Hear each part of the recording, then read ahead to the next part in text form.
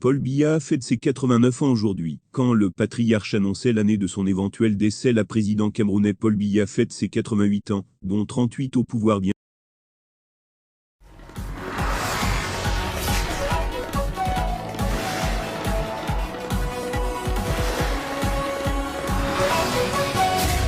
Bienvenue sur la chaîne Actu Camé, nous vous informons sur les questions politiques au Cameroun. Abonnez-vous à cette chaîne et désactivez la cloche de notification pour être le premier à être informé à chaque fois que nous publions une nouvelle vidéo. Le président du Cameroun, Paul Biya, a eu 88 ans samedi. Il a déjà passé quasiment 39 ans à la tête de l'État.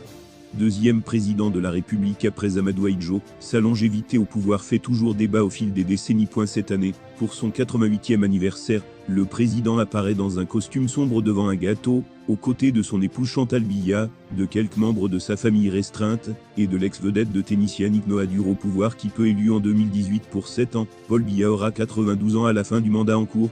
Le 6 novembre prochain, cela va faire 39 ans qu'il dirige le Cameroun.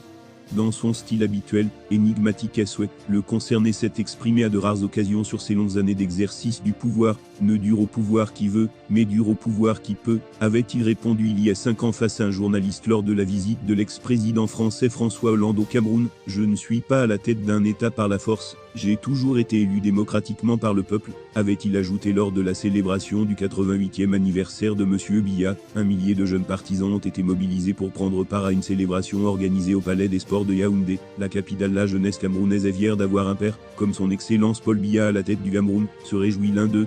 Si on laisse seulement les jeunes gérer, que deviendra le Cameroun? La vie c'est pour des personnes responsables, ajoute Simon-Pierre Amoudi, qui a pris part aux festivités. Un trop long bail. D'autres Camerounais déplorent ce long bail d'un seul individu au palais présidentiel.